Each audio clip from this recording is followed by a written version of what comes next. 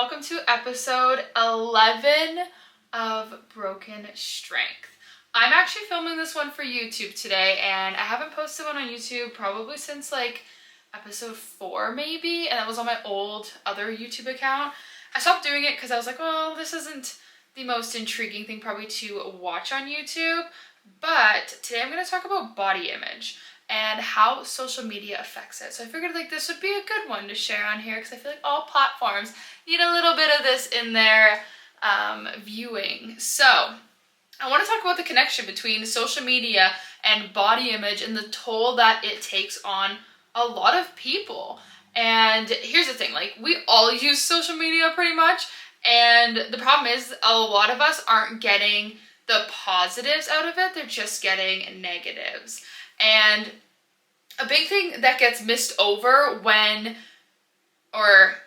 is how what you see on social media isn't 24/7 life for those people. It's just a little flash of what they do or what they did. And even for me, like I'm a pretty open book, but there's like 80 to 90% of my life that a lot of people don't see.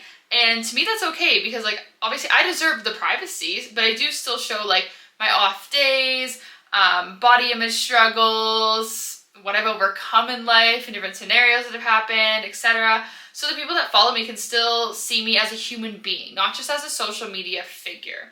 And this is something that I find to be very interesting is a lot of the time like people will be like, oh, I'm an influencer, and so they just kind of post like all the cool things that they get to do. But they don't show like, hey, I'm a human being and I still struggle as well. And there's a lot of times that those influencers don't show more about like their real side. But even when they are showing it, it's, I don't even know how to explain that. Like even when some people will show, like me, like I'll show a good amount of things of what's going on, what I've gone through, things I'm struggling with in this like current time. But then there's just things that don't need to be on the internet. So like I go through lots that I don't want to, or I just feel like I can't share on social media. But those days I just don't go as active on social media, and that's totally fine. Like I don't need to be on there every single day sharing every moment of my life, and I just don't go on it because I don't want to necessarily like hide it in quotations there if you're listening and not watching, because I don't want to hide my life, but there is just things where I'm not going to share it because it's like it's a personal thing for me or something like that. But with my social media, or not even mine, just like everybody's social media, with social media in general, it is basically a highlight reel of people's lives. And it makes people feel like they aren't good enough, or they can't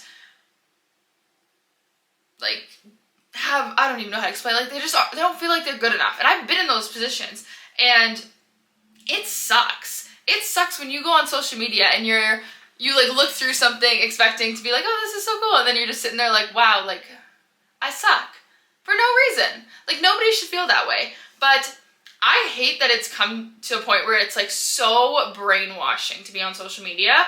And then again, people use it as motivation and an inspiration to do better and be better, or what they becoming something maybe they want to, but they just needed an extra boost. Like people do use social media as a good thing, which is obviously great. But then there's others that see it as like a competition, or it brings them down because someone has something maybe they don't have, or is doing something that maybe they want to but just can't yet.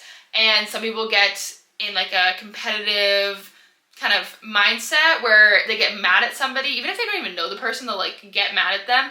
And they'll try to bring those people down because they feel bad on their end. And then it's just like a two-way, it's like a head-on collision, basically. That's the best way to explain it. It's just like both sides are getting the shit end of the stick in that. And it's toxic. But we all use it. We all use social media. And it's basically like, it's how the world like runs nowadays. Like everything we do is on it. And I run a business that is solely based online. It's crazy. And without social media, there's a lot of us that wouldn't have the jobs that we do have, or jobs in general. But I do think at times it gets a little bit out of control on with like what is shared versus what is real, and etc., like things like that. So as a fitness like figure online, I want to bring positivity and motivation on my platform, but sometimes even that gets taken out of context. And like I'll share, like take for example last week, I literally shared like a posed versus unposed reel where it was like, this is also this, and people came at me because I'm not an overweight person. So me sharing something of me being posed versus like unposed where I have a little bit more of a belly when I'm not posed and like things like that.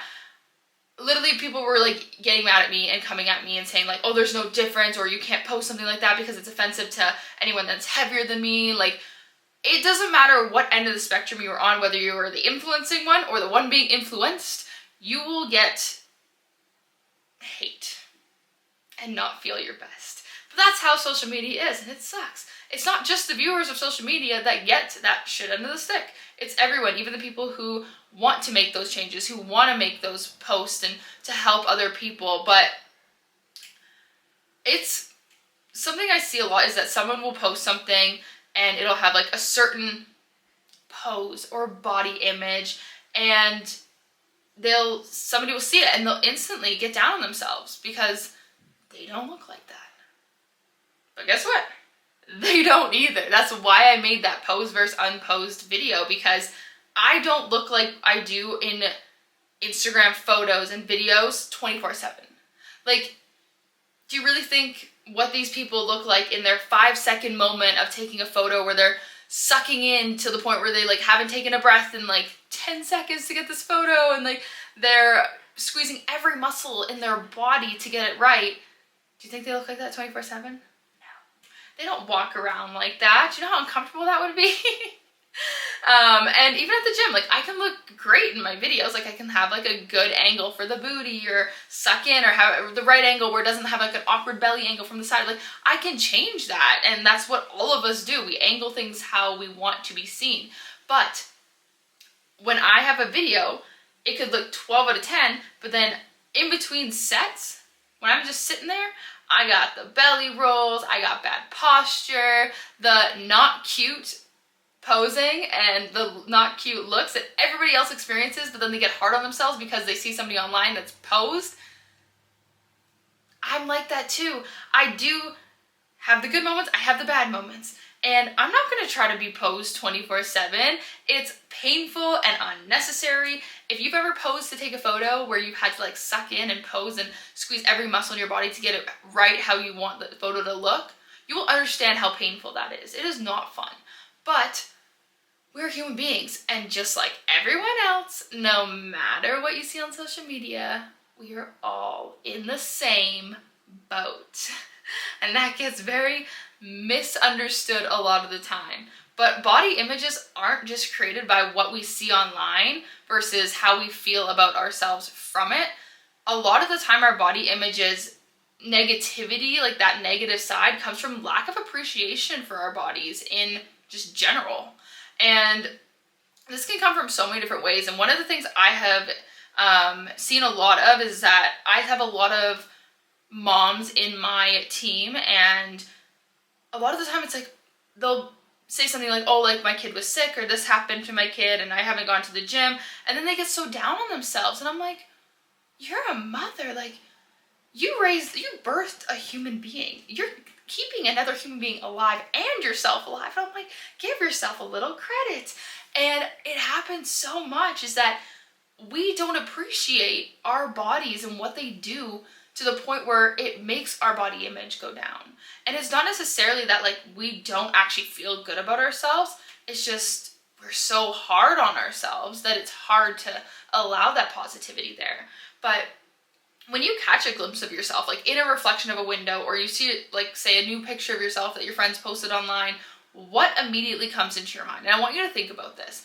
Are they generally like positive thoughts? Like, oh, I look so happy, or more negative, like, oh, well, at least everybody else looks good?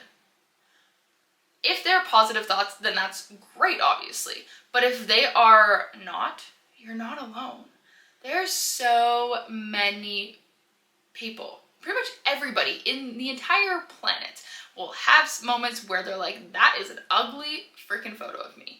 And then you get mad because somebody posted online. We all been there. We have all been there. And now I know a lot of ladies will understand this, and the boyfriends will understand this, is that you know to ask a girl, hey, can I post this photo?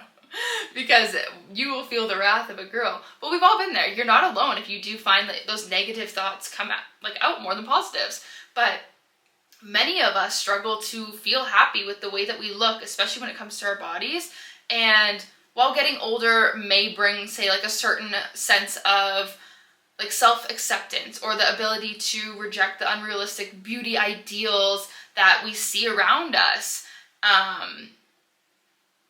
And aging also brings like it with a new set of like challenges to our self-esteem. So, you know, like the messages and the products that encourage us to minimize the wrinkles or cover up those grays and like all these crazy things. And I feel like something like, I'm not like necessarily against this, but there is something I have noticed that I see a lot is that people will always post and share about like, oh, preventative Botox.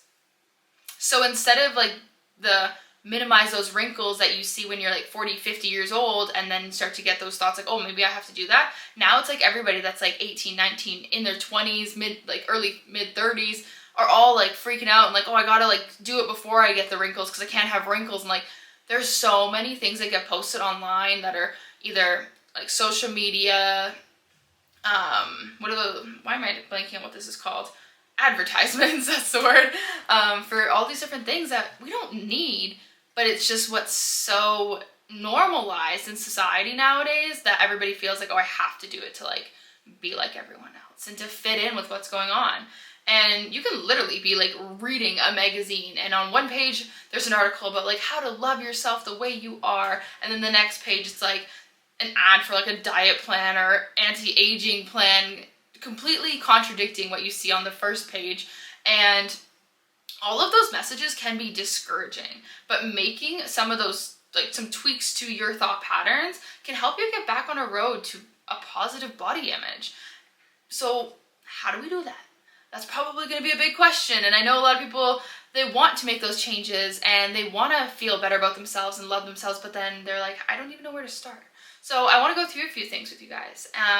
But the first thing that is really important to do for yourself and for your body is show appreciation. And this is what I was saying, like a lot of the time, like our body image negativity comes from not appreciating our bodies and what they do and what they provide.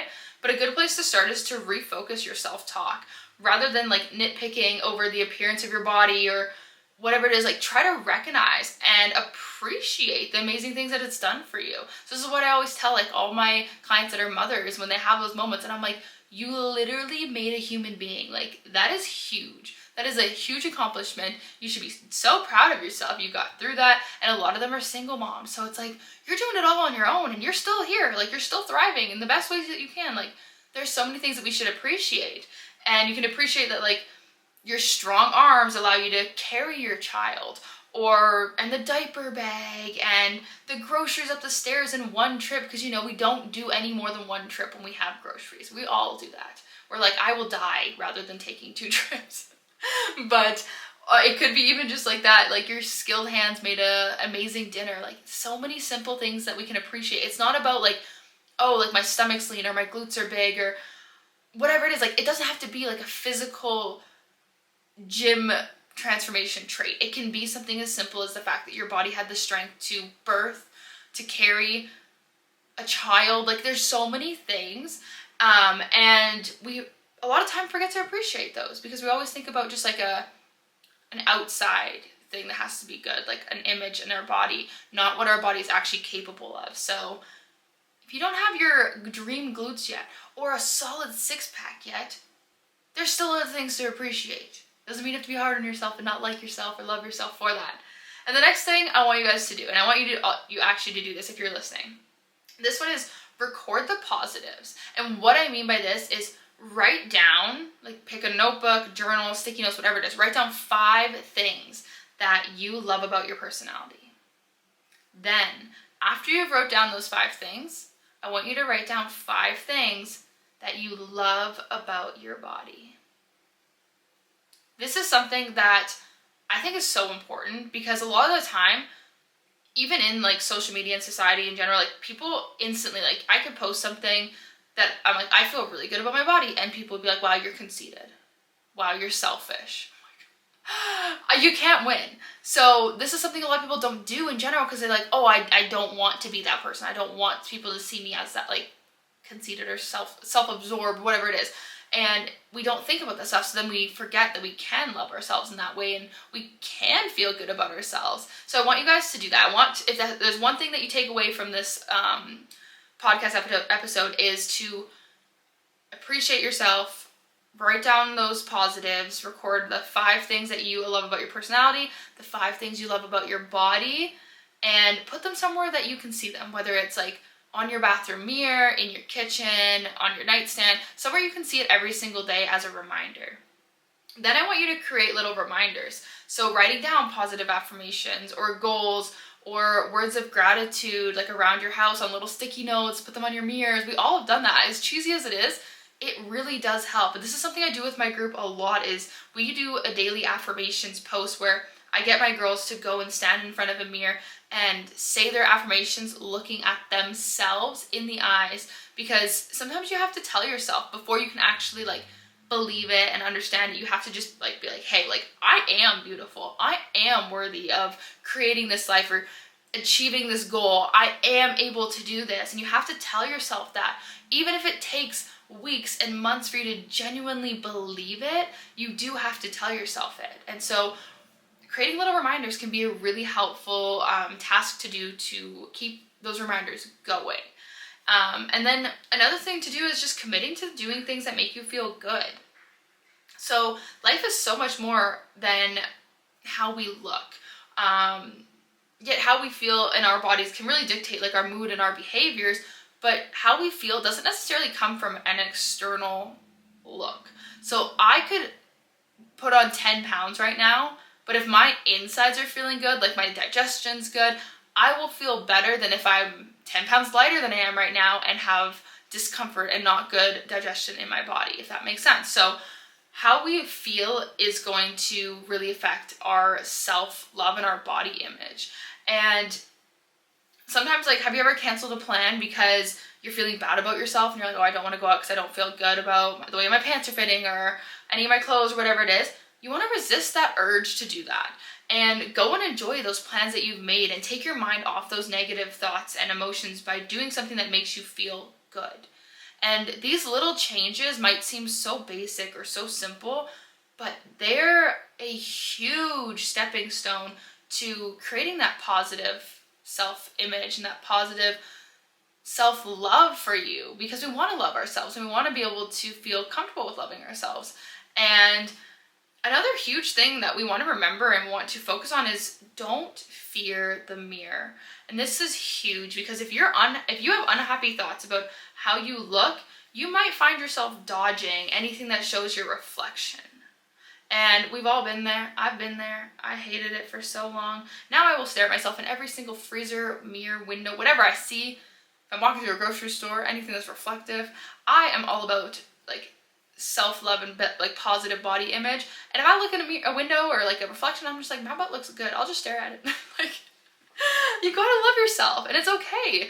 You don't care if people are watching or if people are like, why is this lady staring at her butt in the pee aisle? Like, I do what you do. But like, avoidance breeds avoidance, and this is huge. So like, ignoring those unhappy feelings won't make them go away. And you want to notice these negative thoughts that come to your mind when you do see yourself in a mirror, and then apply what we've just talked about to turn them around, because it doesn't just happen overnight. It's not something that's just going to change instantly, but we want to put in that effort because we deserve to love ourselves. We deserve to be happy in our own skin and to feel good about ourselves. But it takes time when we have been struggling or we've had so many different obstacles that have made us feel like we aren't good enough. So it's really important to make sure that we are adjusting how we're viewing ourselves and being aware when those things happen, because we want to be able to tackle those times to avoid that in the future. But this one will tie into social media a lot. So like, a lot of what we just talked about is about like how you view yourself, but this one is a little bit about how you view yourself, but also like viewing social media. And I want you guys to do this 100% as best as you can, but shut down the comparison game. The reason I say that and ask that is because comparing your bodies to others may be the quickest way to send your self-esteem plummeting.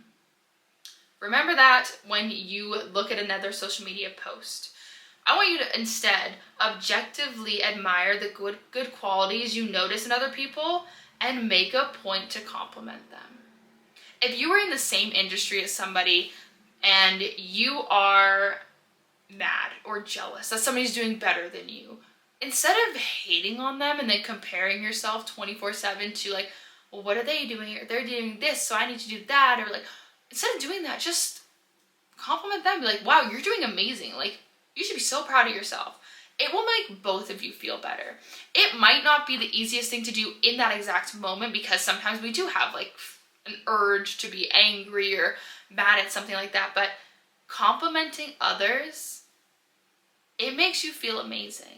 And it's such a simple thing to do. And it's just like how somebody compliments you. You were like, oh, like, wow, I really needed to hear that. Even if you don't feel like you did. But everybody is like that. And whether you're complimenting somebody, somebody's complimenting you, those types of things create so much happiness internally that we start to feel better externally as well. So I want you to shut down the comparison game, because this is such a toxic part about social media, but it is a really, really big, important part of loving ourselves. Because if we can't accept what other people are doing without bringing ourselves down, we're not going to feel happy about where we're at and who we are and how we look. We have to be able to appreciate what our bodies do, appreciate what other people are doing, instead of comparing ourselves. And my final little one I want to talk about is that I want you, no matter where you're at in your journey, no matter what your weight is, what your size is, love yourself. The reason I say this is because, especially in a fitness journey, you're gonna go through a lot. You're gonna go through weight changes up and down. You might have a good week, a bad week. Like, it's not all easy and perfectly uphill, but you need to love yourself every step of the way, because it's your body that you're working on, and it needs to be loved and cared for, even if you aren't at your end goal yet. You have to be able to accept every step of the way, because if you're never happy with your body during your journey and every step, you're not actually going to be happy when you hit that end goal that you set, because it's not probably going to be what you expected. A lot of people go into journeys and they're like, oh, I have to lose 20 pounds to be happy. And then they get to 20 pounds and they're like, where's my happiness? You can't base your happiness off of a number. You can't base it off of a measurement. Your happiness will be based off of how you feel in your skin. And that's why I wanted to make today's podcast about this, because there's so many things we need to do internally, individually, before we can actually feel good about ourselves externally and present that to the world and be like, I'm confident in my own skin. I love who I am. We have to work on that from the inside out. So it's really, really important to make sure that you do appreciate your body. You love your body the way it is, even if you aren't at that desired end goal yet. And I can't even express how important that is to understand and to allow yourself to do that, because everybody's their own individual, and every single person deserves to feel happy and confident in their own skin. And there is no wrong time to work on feeling more comfortable in your own skin. It's the same thing as how there's never a right time to start your fitness journey. You can't just keep waiting for the right time, in quotations if you're watching this or listening to this on the podcast instead of on YouTube. But there's no right time when it comes to starting, because you're never just going to feel like ready. You have to just start. And it's the same thing with loving yourself. There's never going to be like a day where you're like, I am ready to start loving myself. Like, no, if you're having a rough day, like, go after it. Like, start with appreciating yourself, compliment yourself, write those affirmations out. But there's no wrong time to work on feeling more comfortable in your own skin. And it's super important to remember that. So I hope that helps you guys with figuring out our body images and that positivity within it, and being able to love ourselves, because we all deserve to feel that way. We don't want to feel like we aren't good enough, we aren't worthy, and that there's people better than us. We want to feel our best and that nobody can compete with us, because we are a strong, independent person. And we want to be like that. We don't want to make people feel like, oh, like they're a competition. You want people to be like, she's doing her own thing, or he's doing, or they or them are doing their own thing and rocking it. So am I. Not like, oh, I have to be like that person, or they're doing more than me, or they're better than me. Like, we want to all be our own individual human beings, crushing it in our own ways without that constant negativity of comparing. So I hope that makes sense. But let me know if you guys have any questions when I talk about stuff on here. You can email me, reach out to me on DMs on Instagram. But I really appreciate you guys tuning in for this episode. And let me know on YouTube if you guys want me to keep recording them for here as well. But if you want to see the old ones, just go to my other YouTube channel, because they are up there as well. But yeah, that's all I gotta say. So I really appreciate you guys being here and tuning in and supporting the podcast. But I will see you guys next week, Monday morning, bright and early, for our next episode.